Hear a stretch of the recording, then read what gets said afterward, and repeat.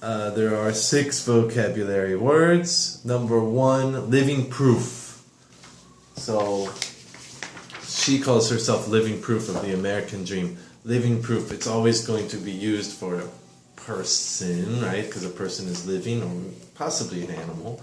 But it is, you are living proof, so your existence shows these qualities. Your existence proves something. So she says she is living proof of the American dream. When you look at her, it is proof that the American dream is real, the American dream exists, because she is living the American dream. This example sentence says, my mother is living proof that moms can do anything for their children. So when you look at her, she proves this example. She lives this, that is her. I'm trying to think of another example on the spot. There's some medical surgery, right? This person survived this surgery. This is living proof that this procedure is possible, or this medicine works. Living proof. In that instance, living has extra meaning because they survived. But that's what living proof is. Number 2, you asked about fire lit under someone. So this is something that motivates you, makes you start doing something. Many people, like me, might be a little bit lazy, right? So you need to have a fire lit under you to inspire you. I guess the reason they chose these words, you can imagine if there is a fire under you, what are you going to do? You're going to jump up. You're going to start moving. You're going to start doing stuff. You're not going to keep sitting there and being lazy. So you can light a fire under your marketing team, or by threatening them with their jobs, or you can maybe do it in better ways than that. Something or someone can light a fire under you, under anyone. Usually not the part of our body, or just person. You or him, that you okay? Because the Madonna's quote, she said, fire it under my ass.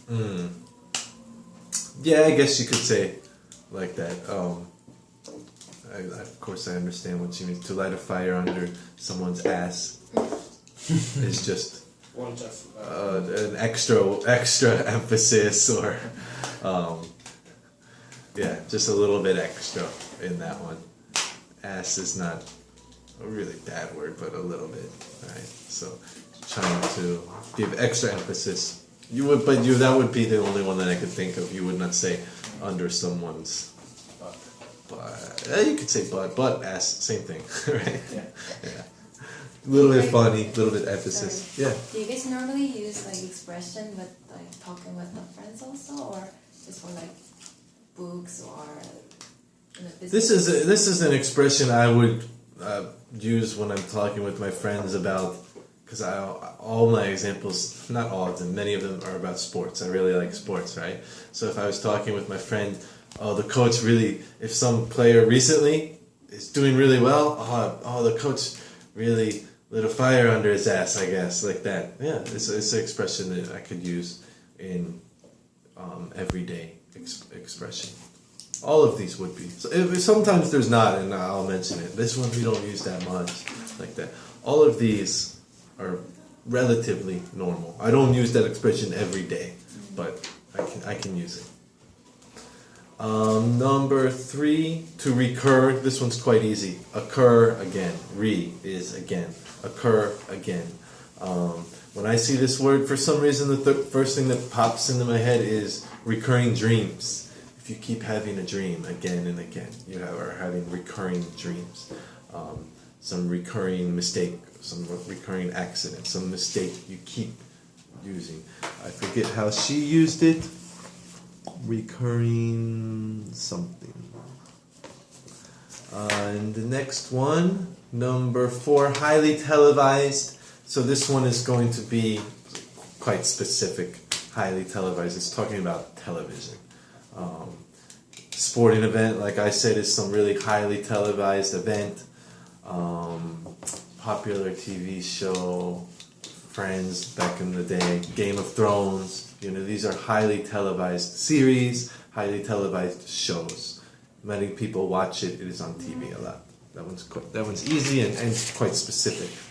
Number 5, security blanket. So the way she uses it here, which would be the most common way, is something that you use to reassure yourself, something that you use to reduce anxiety. So if you think about the kind of literal meaning of security blanket, you think about a little kid who usually has their blanket. And actually, if you Google this or search for this expression, that'll be the first thing that pops up. The first definition: a blanket or other familiar item carried by a young child. In that instance, actually, I think it's more common. They just call it a blankie, right? A little kid has a blankie. So, but when you think about that, why does the kid have that blankie? It's because it's very comforting for them, and it's something that's normal and reassurance and provides that kid with security, so that you can take that meaning and use it for other things. She is talking about her job is a security blanket, or at least that one gig of Mamma Mia. That will always be there, that will always make her money, I think is the main thing she's talking about, money. So that is her security blanket. You could use it in business. What was a good example I saw?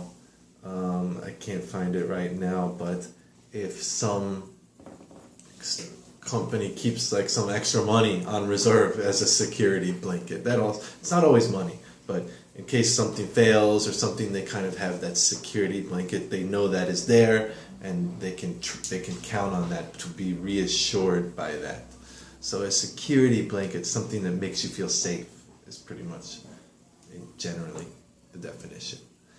And number 6, American Dream. Maybe you guys know this one, maybe you don't, but the American Dream is basically you can live happy and successful through hard work, right? If you go to school and you work